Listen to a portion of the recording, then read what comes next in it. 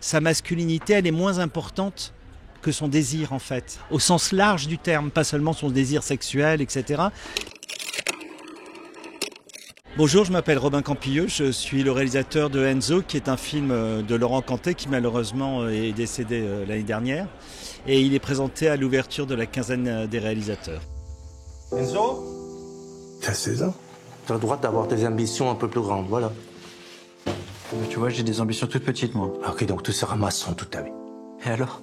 C'est déshonorant ? Je dirais que c'est simplement le portrait d'un adolescent qui se sent déclassé dans sa propre famille, qui veut devenir maçon contre les conseils de son père et de sa famille, qui en fait sur son lieu de travail va rencontrer un garçon, un Ukrainien, Vlad, qui est un type qui va le fasciner, qui va faire basculer sa vie dans encore une autre fuite en avant, quoi. Écoutez, une maison de milliardaire, hein. Une grande piscine et tout.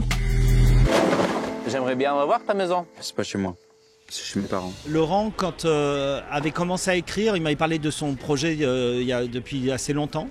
Et moi, je venais de finir un film et j'ai lu le scénario et en fait, le scénario m'a enthousiasmé. J'étais très excité par le projet, etc. Et je lui ai dit, mais vraiment, il faut que tu le fasses. C'est vraiment un très beau projet, il faut aller jusqu'au bout, il ne faut pas baisser les bras. Et on a décidé de refaire comme à l'époque où on travaillait ensemble de manière plus proche. C'est-à-dire que je travaillais sur le scénario, je l'aidais un peu comme copilote sur le casting, les repérages, etc. Et puis par la suite, je ferai le montage, mais cette fois-ci, je serai aussi sur le tournage.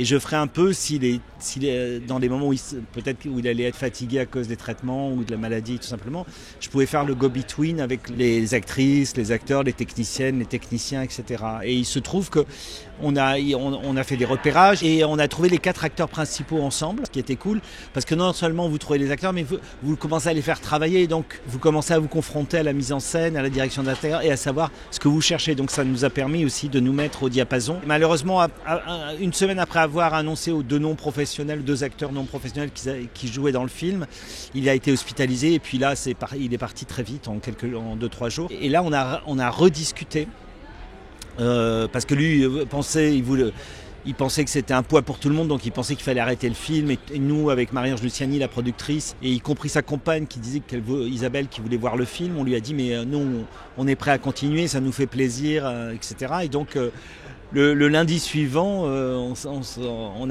a continué. Les gens disent que c'était très courageux, etc. Mais en fait, si vous imaginez, si on avait arrêté, c'était terrible. Donc c'était vraiment mettre le scénario dans un placard. Enfin, et se retrouver dans cette situation avec Laurent décédé. En fait, c'était la seule chose à faire. C'était très naturel. Moi, je suis parti comme un bon petit soldat. C'est aussi tout à son bénéfice. Hein. C'est comme s'il m'avait fait un don. Moi qui suis tellement lent à m'élancer, je recule toujours de 2 ans. Là, j'ai été obligé d'y aller. Et en fait, je me suis aperçu que c'était pas plus compliqué que attendre 2 ans, ça aide pas beaucoup plus. Voilà, que là, au fond, il fallait régler les problèmes. Et puis, évidemment, il y avait une ambiance, tout le monde était très généreux sur le tournage parce qu'il y avait vraiment l'impression de faire quelque chose pour Laurent aussi. Et toi, tu as une petite copine ? Bah ouais. Vous êtes très beaux tous les 2. Je vais t'aider. Le personnage de Vlad, Maxime Sliwinski, il a été trouvé en casting sauvage. Hein, c'est un ouvrier qui travaille sur les chantiers, qui était très vivant. Et qui avait un truc que nous on adorait, c'est que en fait il avait 24 ans au moment du tournage, donc il n'est pas si âgé que ça. Mais il est très masculin et puis très marqué par la vie et donc il paraît un peu plus, mais il y a des moments où il y a un peu l'adolescent aussi qui pointe chez lui et donc on avait l'impression qu'il pouvait être à la fois le copain et le père de ce gamin et ça nous plaisait. Et en même temps il était très léger, et en même temps il y avait des moments de gravité où on sentait qu'il pouvait être très dur. Enfin tout ça nous fascinait, donc lui on l'a choisi très vite. Et sur les gamins on a cherché un peu plus parce qu'en fait quand c'est le rôle titre d'un film comme ça, savoir ce qu'est le personnage on le sait pas. Et donc c'est en se confrontant à des jeunes comme ça, voire en voyant ce qu'ils pouvaient nous donner, on s'est aperçu très vite qu'on ne voulait pas d'un adolescent, on ne voulait pas que ce soit juste un ressort psychologique de l'adolescent qui tient tête à son père, etc. Il y a Éloi Pohu qui est venu avec son frère qui voulait plutôt être technicien en fait, mais qui essayait de rentrer par la porte du jeu de comédien comme ça. Et ils ont fait un essai, et ils étaient assez mauvais.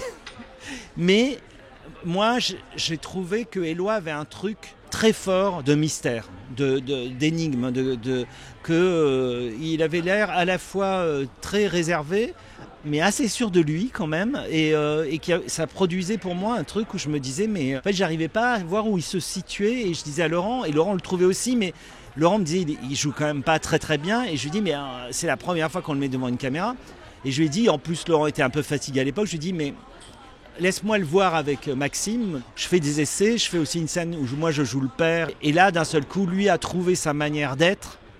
Et après, sur le jeu, ça a été fini. Je pense l'avoir très très peu dirigé pendant le film. Et toi, tu comptes retourner en Ukraine? Pourquoi je vais retourner en Ukraine? Pour te battre? Pour ta famille?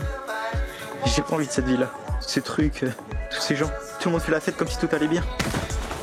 C'est un petit bourge que ça raconte des histoires, c'est tout. Ce gamin, Enzo, il fantasme sur beaucoup de choses. Et en fait, il fantasme la guerre en Ukraine, il fantasme le monde du travail, de la construction. Donc son fantasme est un peu empreint quand même, malgré tout, d'un peu de masculinisme. Ça part d'un idéal, de plusieurs formes d'idéal. Et il a l'impression que sa famille ne correspond pas à ça. Il a l'impression qu'il est un étranger dans sa propre famille. Cet idéal, ça mène quand même à des choses plus étrange, parce qu'en fait il pousse un peu aussi les gens. Quand on dit il y a une crise d'adolescence, elle la produit sur l'ensemble des gens autour de lui, c'est pas seulement lui, parce que c'est comme si il y avait des standards moraux qui étaient tellement forts. Donc il reproche à sa famille de ne pas se confronter à la réalité du travail, il reproche d'une certaine manière, sans le dire à Vlad, de ne pas être à la hauteur de la guerre en Ukraine. Donc il pousse un peu les gens. Mais ce qui nous intéressait, c'est Laurent me disait, moi je sais pas s'il est gay, si c'est pas un coming out le film. Il disait il est amoureux de Vlad parce que Vlad est aussi un travailleur, parce que Vlad est confronté à la guerre en Ukraine. Sa masculinité, elle est moins importante que son désir, en fait, au sens large du terme, pas seulement son désir sexuel, etc. Il est emporté par une espèce de sensualité ou de sensorialité qui le met sur plusieurs terrains comme ça, et que pour redéfinir un peu justement la masculinité, etc., c'est de ne pas tout le temps la confronter uniquement à la question soit du pouvoir sexuel, c'est vraiment ça qui peut remettre en question.